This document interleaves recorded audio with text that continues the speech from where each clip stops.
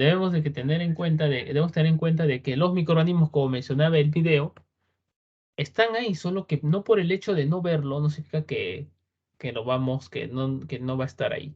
Dicho otra palabra, no podemos ignorar su existencia. No es como esa persona que te cae mal y que la ignoras completamente y ya está. No, los microorganismos tú los ignoras y ellos empiezan a crecer, a atacar y a malograr las cosas. Entonces, no podemos hacer eso. Dentro de los principales, y uno de los más problemáticos, encontramos a las bacterias. Desde un punto de vista, cuando hablo problemáticos, hablo pues de bacterias que pueden ocasionar daño. No hablo de las bacterias que son benéficas para las personas como para nosotros, la industria de los alimentos. Sucede que las bacterias son seres muy arcaicos, muy antiguos, y que se adaptan a diferentes temperaturas, ¿verdad? O sea, pueden hacer así como nosotros, mesófilas o termófilas. Ser mesófilas, pueden ser termófilas que soportan temperaturas a más de 80 grados, o psicrófilas que viven a 15 a 20 grados centígrados, incluso bajo cero. Y también encontramos dentro del tipo de las bacterias, encontramos las famosas aerobias y anaerobias. Las anaerobias son aquellas que no necesitan oxígeno y las aerobias que sí. Bien, entonces las bacterias por sí solas ya representan una posible amenaza. ¿Qué sucede cuando las bacterias se empiezan a aglutinar y empiezan a formar esto, esto de acá? ¿Qué es esto de ahí? Esto son los biofilms o biopelículas.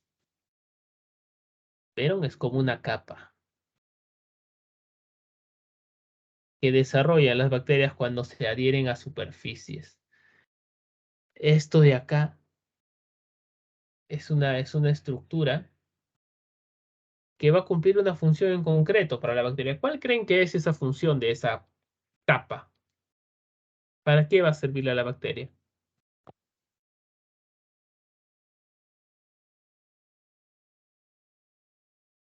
¿Para qué le va a servir? Dígame.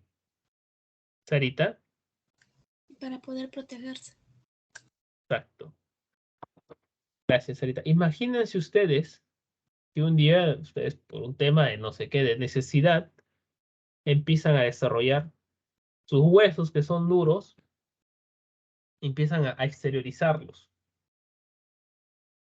Esa gruesa capa de calcio y de hueso te va a proteger de todas maneras. Algo así. Estoy siendo un poco bizarro con el ejemplo, pero la idea es que las bacterias generan esto. Y esto trae muchos problemas, pues a veces es que no sabemos cómo lidiar contra esto.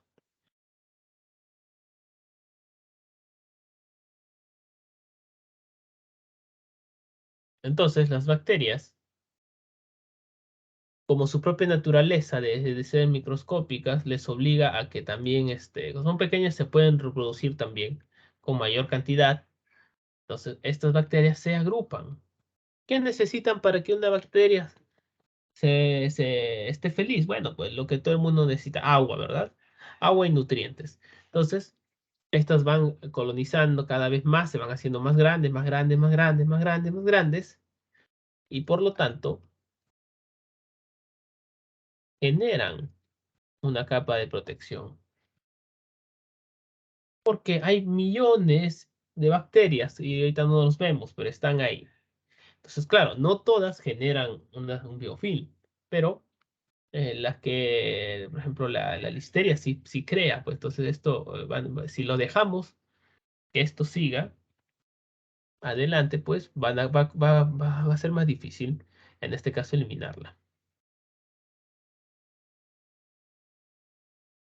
Ahora, hay que tener en cuenta de que esto de acá, en los biofilms, no necesariamente tiene que ver con un tema de alimentos propiamente dichos, porque también los biofilms pueden malograr superficies, pueden malograr cañerías,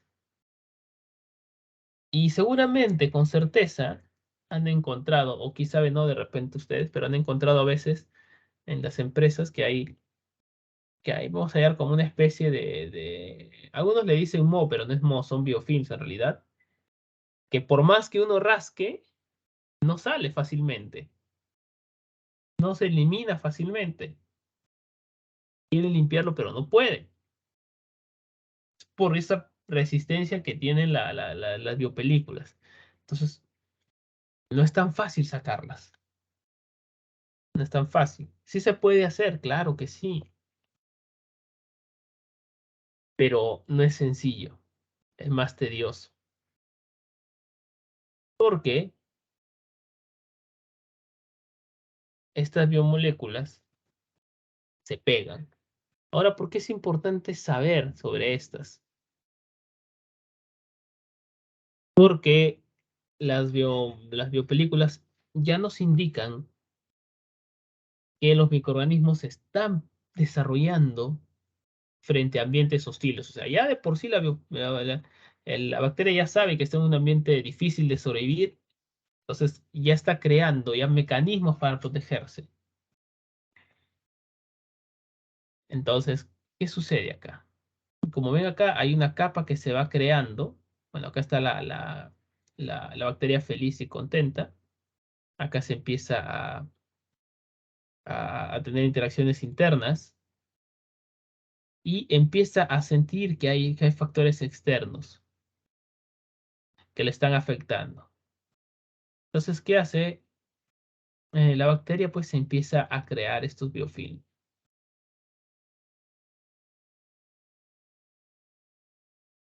Por eso es necesario conocer y tener en cuenta estos microorganismos, estas estructuras, perdón, de los microorganismos.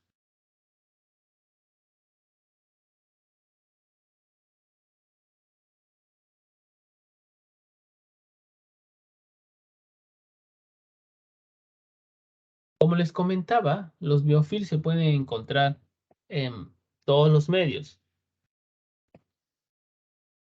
Solo requieren un medio hidratado y una mínima cantidad de nutrientes. Bueno, lo que toda bacteria necesita. Entonces, tiene en función al campo una determinada importancia.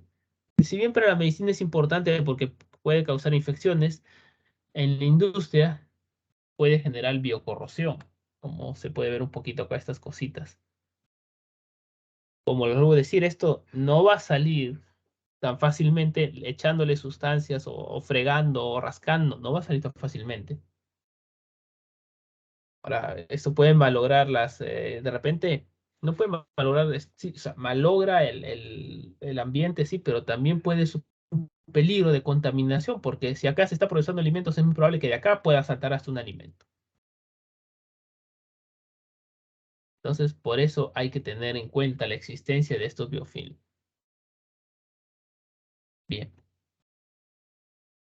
Ahora que sabemos a qué nos enfrentamos, nos estamos dando cuenta de que son, en este caso, son estructuras que, vuelvo a decir, no va a ser tan fácil eliminarlos. Lo ideal siempre es, antes de que se empiecen a formar, a ejecutar un programa de limpieza. Así es. Por eso es muy importante mantener la limpieza siempre en un proceso productivo. Siempre tiene que mantenerse la limpieza.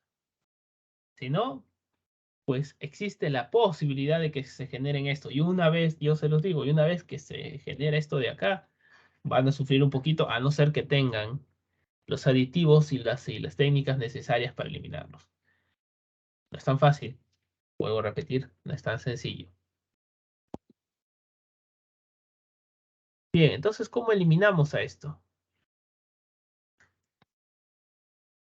Pueden agarrar un lanzallamas y empiezan a prender fuego así. O, si no tienen eso, siempre podemos hacer, en primer lugar, una limpieza en seco. Es decir, ir limpiando sin agregar todavía nada del enjuague, como en el siguiente paso que indica. Cuando limpiamos en seco buscamos eliminar los residuos de suciedad, mientras que en el enjuague ya agregamos agua, pero no cualquier enjuague, sino tiene que ser un enjuague a una temperatura entre 48 y 55 grados, ¿ya? Porque tenemos que tener en cuenta de que no debemos exceder más temperaturas de los 60 grados porque la biopelícula justamente espera eso. Espera eso espera un medio más difícil para que pueda en este caso adherirse con más fuerza. Entonces, ¿por qué utilizamos agua caliente? Bueno, porque tenemos que eliminar a veces algunos residuos que pueden ser algunas grasas que pueden estar ahí. Luego de eso, aplicamos pues detergentes, ¿verdad? Generalmente los detergentes clorados o peróxido de hidrógeno o ácido peracético pueden utilizar en este caso para ayudar.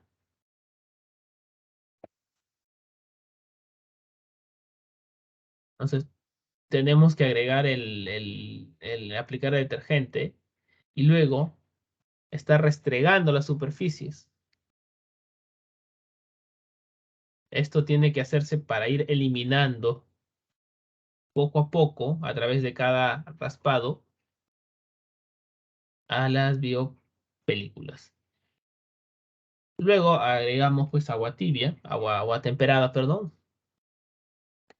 Y después podemos agregar algún desinfectante, ya sea hipoclorito u otro, para poder en este caso finalmente eliminar, en este caso, sanear, ¿verdad? Por eso les decía, primero una limpieza en seco, un enjuague, aplicación de detergente, un enjuague final y luego sanear. Y luego de esto hay que comprobar, pues, si no hay biofilms a través de un hisopado.